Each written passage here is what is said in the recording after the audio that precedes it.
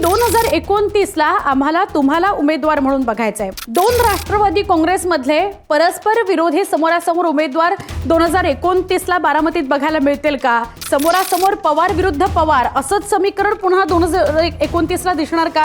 अशा सगळ्या शक्यता, चर्चा, संभाव्य उमेदवारी 2029ची हे सगळं बघायला मिळत आहे। नमस्कार। चर्चा आहे बारामती विधानसभा मतदारसंघाच्या पोटनिवडणुकीची। मतदानाच्या दिवशीच वेगवेगळ्या चर्चा सुरू झाल्या। चर्चा होत्या 2029च्या संभाव्य उमेदवारी संदर्भातल्या। आता ह्या चर्चाच मुळात का सुरू झाल्या? निमित्त ठरलं जय पवार यांनी प्रसार माध्यमांना दिलेलं एक उत्तर। विषय असा होता की जय पवार यांनी सुनेत्राताई आत्ता जेव्हा पोटनिवडणुकीला सामोरे जात आहेत तेव्हा सुनेत्राताईंसाठी बारामतीचा सगळा मतदारसंघ पिंजून काढला, अनेक गावी प्रचार केला, प्रसार केला आणि असा प्रचाराकरता फिरत असताना गावकऱ्यांचा ओढा किंवा गावकऱ्यांची प्रेमाची जी विनंती असते ती जय पवार यांना अशी होती की 2029ला आम्हाला तुम्हाला उमेदवार म्हणून बघायचं आहे। म्हणजे जय पवार हे बारामती विधानसभा मतदारसंघाकरता उमेदवार असतील 2029चे। अशी एक गळ म्हणा, विनंती म्हणा, प्रेमाचं आर्जव म्हणा, सगळे गावकरी मला घालत होते असं जय पवार बोलता बोलता म्हणाले। चर्चा सुरू झाली 2029ची आत्ताच, जेव्हा की पोटनिवडणुकीचं मतदान सुरू आहे। पण त्यामुळे पवार कुटुंबातलेच तिघे, पवार कुटुंबातले चौघे किंवा दोन राष्ट्रवादी काँग्रेसमधले परस्पर विरोधी समोरासमोर उमेदवार 2029ला बारामतीत बघायला मिळतील का? अशा सगळ्या वेगवेगळ्या चर्चा सुरू झालेल्या आहेत। या सगळ्या वेगवेगळ्या चर्चा का सुरू आहेत, त्याच्या मागचं कारण काय, तर्क काय, हे सगळं आपण या व्हिडिओमध्ये समजून घेऊया। पहिला विषय खरं तर असा विषय आहे की अजितदादा गेले आणि त्यानंतर बारामती विधानसभा मतदारसंघ पोरका झाला। तिथे आता उपमुख्यमंत्री सुनेत्राताई पवार या निवडणुकीला सामोऱ्या जात आहेत। त्या निवडणुकीला सामोरं जात आहेत, त्यांच्या समोर काँग्रेसचा उमेदवार होता, त्यानं माघार घेतली। त्यामुळे बारामती विधानसभा मतदारसंघाच्या 2029च्या किंवा त्याच्या पुढच्याही अनेक निवडणुकांमध्ये हे सुनेत्राताईंचं नाव संभाव्य उमेदवार म्हणून असणारच आहे। कारण आत्ता त्या उपमुख्यमंत्री सुद्धा आहेत आणि त्या उमेदवार आहेत, त्या निवडणुकीला सामोरं जात आहेत आणि अशी शक्यता वर्तवली जाते की त्या निवडून येतील सुद्धा। पण जेव्हा त्या विधानसभा मतदारसंघामधून उमेदवारी करतायत, आत्ता 2026 मध्ये त्या उमेदवारी करतायत कारण पोटनिवडणूक आहे म्हणून, त्याच वेळेला चर्चा अशी होते की 2029ला कदाचित याच मतदारसंघाचे उमेदवार असतील जय पवार। का तर जय पवार यांचं नाव अशासाठी पुढे आलं की या वेळेला आईसाठी प्रचार करत असताना गावोगावी सगळ्या नागरिकांनी, बारामतीच्या मतदारांनी त्यांना गळ घातली आहे, आर्जव केलंय की 2029ला निवडणुकीला तुम्ही सामोरे जा। म्हणजे आता दुसरं नाव समोर येतंय ते जय पवार यांचं की जय पवार कदाचित संभाव्य उमेदवार असतील 2029चे। जेव्हा त्यांनी हे वक्तव्य केलं त्यानंतर रोहित पवारांनी जी पत्रकार परिषद घेतली, त्या रोहित पवारांच्या पत्रकार परिषदेमध्ये माहीत नाही 2029ला काही होऊ शकतं असं ते म्हणाले, जेव्हा त्यांना या जय पवार यांच्या वक्तव्याविषयी प्रश्न विचारला। रोहित पवार म्हणाले की काहीही होऊ शकतं 2029ला। याचा अर्थ रोहित पवार यांच्या मनात कुठेतरी 2029ला बारामती विधानसभा मतदारसंघातून उमेदवारी घ्यायची असा काही विचार सुरू आहे का? त्यांच्या पक्षात असा काही विचार सुरू आहे का? अशा चर्चा सुद्धा सुरू झालेल्या आहेत।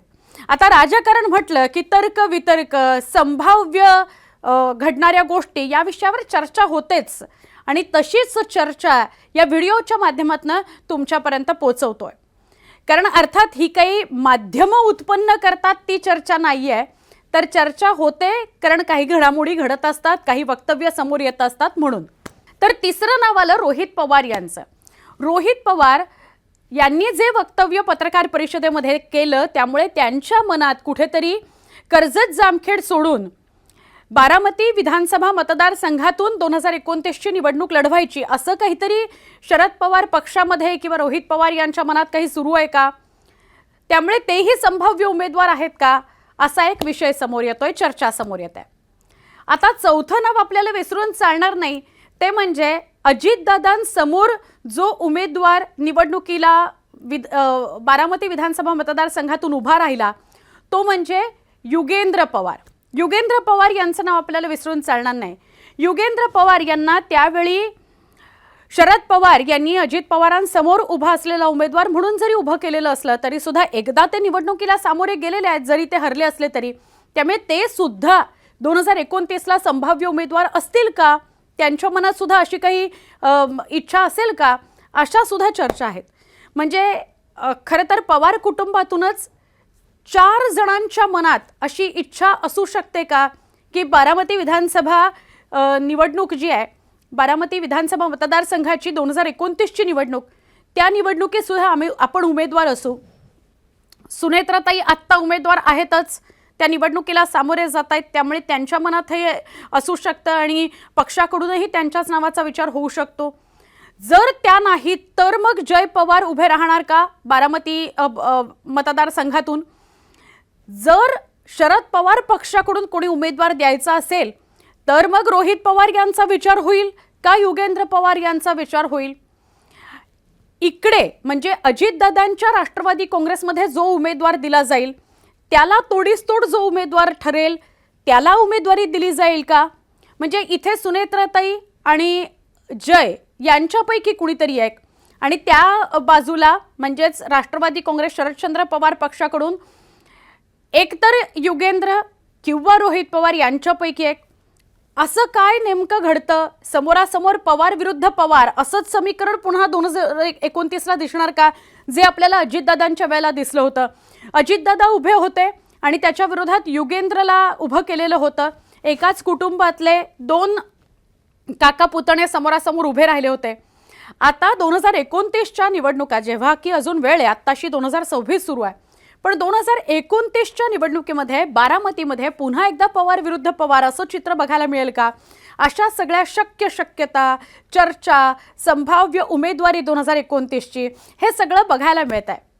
आणि जसं मी सुरुवातीलाच तुम्हाला म्हटलं, या सगळ्या टोकापर्यंतच्या चर्चा होण्याचं, 3 वर्ष आधीच काय होणार आहे याचं अनुमान काढण्याचं, अशा सगळ्या ज्या चर्चा सुरू आहेत त्या इतक्याच कारणानं की जय पवार यांनी केलेलं वक्तव्य.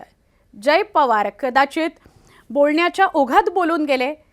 त्यांनी हेही स्पष्ट केलं की जरी गावकऱ्यांना असं वाटत असलं, जरी त्यांची इच्छा असली, त्यांच्या मनात जरी असलं की 2029ला या मतदारसंघातून उमेदवारी मी करावी, तरी सुद्धा मला असं वाटत नाही, माझी अशी काही इच्छा नाही. गावकऱ्यांचं असं म्हणणं होतं, हे मी तुम्हाला सांगितलं, पण मला एक कार्यकर्ता म्हणूनच या पक्षात काम करायला आवडेल, हे जय पवार यांनी स्पष्ट केलं.